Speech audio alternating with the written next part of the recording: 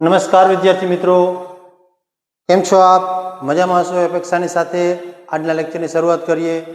હવે આજે જે આપણે ચર્ચા કરવાના છીએ તે છે પ્રોનાઉન એટલે કે સર્વનામ. આના અગાઉ આપણે પ્રોનાઉનની ચર્ચા કરી ગયા છીએ. પ્રથમ લેક્ચરની જે ચર્ચા કરી હતી તેમાં શું હતું તો કે પ્રથમ પુરુષ એકવચન આઈ, બીજો પુરુષ એકવચન યુ અને ત્રીજો પુરુષ એકવચન હી, સી અને ઇટ. આ પાંચની ચર્ચા આપણે કરી હતી. તો તેની અંદર જ હવે આજે આપણે જે આગળ ચર્ચા કરવાના છીએ તે છે પ્રથમ પુરુષ એકવચન વી, બીજો પુરુષ એકવચન યુ અને ત્રીજો પુરુષ એકવચન ધે. તો આ ત્રણેય વિશેની ચર્ચા કરીશું. તો સૌપ્રથમ તો એ કહેવાનું થાય કે આ બહુવચન છે તે કઈ રીતે. ફોર એક્ઝામ્પલ આપણે ચર્ચા કરી હતી કે બોલનાર એક હોય તો એકવચન, પરંતુ હવે અહીં બોલનાર બે અથવા બેથી વધારે હશે તો ત્યારે તેના માટે બહુવચન, પ્રથમ પુરુષ બહુવચન એટલે કે બોલનાર જ્યારે બે અથવા બેથી વધારે હોય તો તેને કહીશું આપણે પ્રથમ પુરુષ બહુવચન, અને સાંભળનાર વ્યક્તિ જે છે તે બે અથવા બેથી વધારે હોય તો તેના માટે બીજો પુરુષ એકવચન, બીજો પુરુષ બહુવચન, અને જેના વિશે ચર્ચા કરવા જઈ રહ્યા છે તે જો બે અથવા બેથી વધારે હોય તો તેને કહીશું આપણે ત્રીજો પુરુષ બહુવચન. બરાબર. તો આ ત્રણેય વી, યુ અને ધે આના વિશે આપણે આજે જોઈશું. ચાલો, સૌપ્રથમ અહીંયા જે આપણે ચર્ચા કરી રહ્યા કે પ્રથમ પુરુષ, બીજો પુરુષ અને ત્રીજો પુરુષ, અહીંયા બંને જે ત્રણની જે છે બહુવચનની ચર્ચા છે. અહીંયા જોઈએ આપણે તો યુ જે છે તે એકવચન માટે યુ વપરાય અને બહુવચન માટે પણ યુ જ વપરાય છે, બીજો પુરુષ બહુવચન. ત્યાર પછી વી અહીંયા જોઈ શકીએ તો અહીંયા આય હતું, આય એટલે એક જ વ્યક્તિ બોલનાર હતું, જ્યારે વી એટલે ત્રણ એક સાથે ચર્ચા કરે છે. આપણે કહ્યું તો બે અથવા બેથી વધારે. બરાબર. અને જ્યારે આ બેથી વધારે હોય તો તેને પ્રથમ પુરુષ બહુવચન આપણે કહીશું. અને તે જ રીતે જેના વિશે ચર્ચા કરીએ છીએ, આ ભાઈ બોલે છે કોના વિશે તો કે આ બંને વિશે, તો ત્યાં બે અથવા બેથી વધારે હોવાના કારણે આપણે તેને શું કહીશું? ત્રીજો પુરુષ બહુવચન. બરાબર. તો તેના વિશે આજે ચર્ચા કરીએ આપણે. ચાલો, સૌપ્રથમ ચર્ચા કરવાની છે તો કે વી. વી એટલે અમે. બોલનાર વ્યક્તિ જ્યારે બે કે બેથી વધારે હોય ત્યારે તેના વિશે ચર્ચા કરીએ આપણે. તો સૌપ્રથમ વી આર ફ્રેન્ડ્સ. આપણે વાક્ય છે તેનું ગુજરાતીમાં છે તેનું અંગ્રેજીમાં રૂપાંતર કરીશું. વી આર ફ્રેન્ડ્સ તો આપણે શું કહીએ કે અમે મિત્રો છીએ. બરાબર. We are students. અમે વિદ્યાર્થીઓ છીએ. We are boys. અમે છોકરાઓ છીએ. We are doctors. તો શું કહીશું આપણે કે અમે ડોક્ટરો અથવા ડોક્ટરો છીએ. બરાબર. We are tailors. તો કહીશું આપણે અહીંયા અમે દરજીઓ છીએ. બરાબર. તો આ રીતે અંગ્રેજી છે તેનું ગુજરાતીમાં ટ્રાન્સલેશન થાય છે.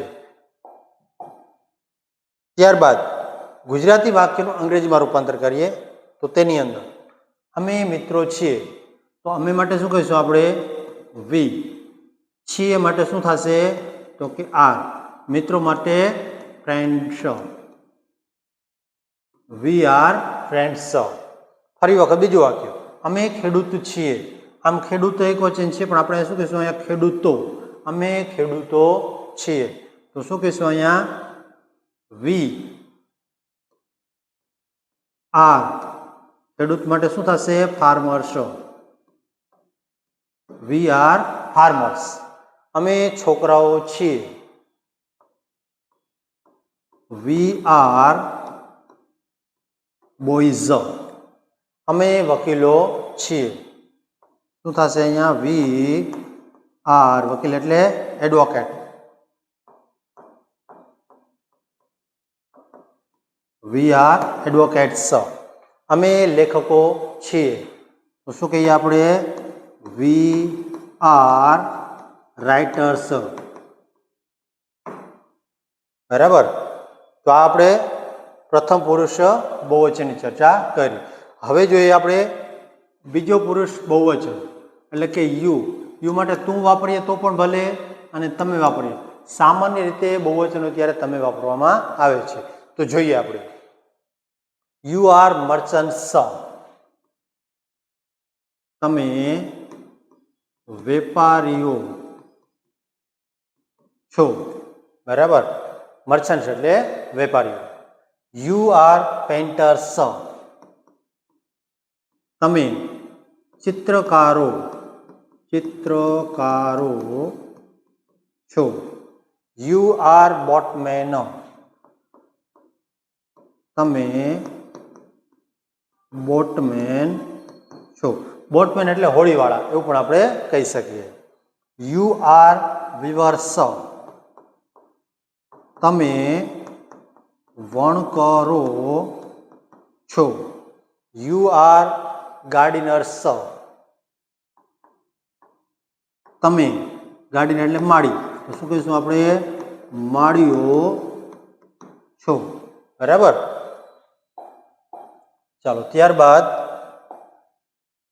ગુજરાતીનું અંગ્રેજીમાં રૂપાંતર કરીએ. તો પ્રથમ વાક્ય તમે સુથારો છો. તો શું કહીશું? તમે એટલે યુ, છો એટલે આર અને સુથારો એટલે કાર્પેન્ટર.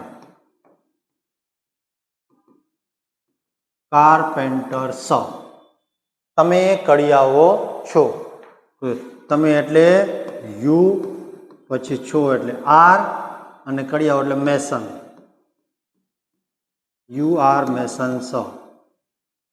તમે જાદુગરો છો. તો શું કહીએ આપણે? You are magicians. મેજિશિયન્સ. તમે દુકાનદાર છો. તો શું કહીએ? You are shopmen. You are shopmen. તમે છોકરીઓ છો. યુ આર છોકરીઓ એટલે ગર્લ્સ. બરાબર. ચાલો ત્યારબાદ જે ચર્ચા કરીએ તેની અંદર ત્રીજો પુરુષ બહુવચન ધેય એટલે કે તેઓ, તેના વિશે આપણે જોઈએ. ટૂંકમાં જેના વિશે ચર્ચા કરવા જઈ રહ્યા છીએ, બોલનાર અથવા સાંભળનાર વ્યક્તિ છે તેના સિવાયની ચર્ચા કરીશું આપણે. They are students. તો કહીશું આપણે તેઓ વિદ્યાર્થીઓ છે. They are cricketers. તેઓ શું છે? ક્રિકેટરો છે, રમતવીરો છે. They are turbans. અહીંયા તેઓ અથવા તેઓ પાઘડીઓ છે.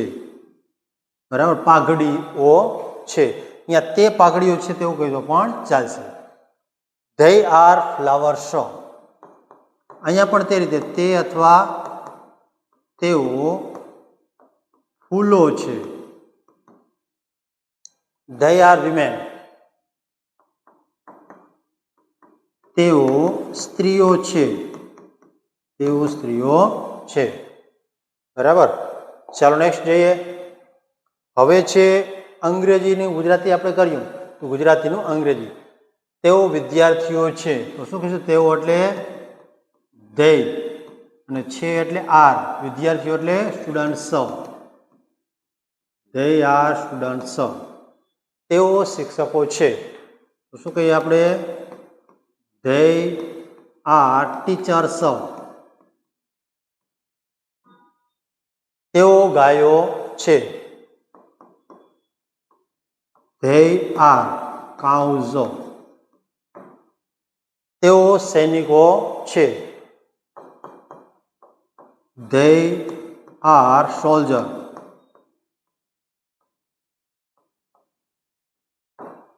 They R soldiers. તેઓ ફેરિયાઓ છે. તો શું કહીએ આપણે? ધે આર ફેરી એટલે હોકર, હોકર્સ, બરાબર, તેઓ ફેરિયાઓ છે. They R hawkers. ચાલો વિદ્યાર્થી મિત્રો, આ તો આપણે પ્રોનાઉન એટલે કે સર્વનામ. હવે તેના પછીનો જે ટોપિક જે છે તેની ચર્ચા આપણે રિલેટિવ પ્રોનાઉન વિશેની ચર્ચા કરવા જઈ રહ્યા છીએ. તે નેક્સ્ટ લેક્ચરની અંદર જોઈશું. જો તમે મારી ચેનલ પર નવા હોય તો મારી ચેનલને સબસ્ક્રાઈબ કરો, જેથી કરીને નવા આવનાર વિડીયો છે તે તમને સરળતાથી મળી રહે. જો ઓલરેડી તમે સબસ્ક્રાઈબર છો તો તેને શેર કરો, અને વિડીયો જોઈ અને તમને પસંદ આવે તો લાઈક કરવાનું ચોક્કસ ભૂલતા નહીં. જય હિન્દ, જય ભારત.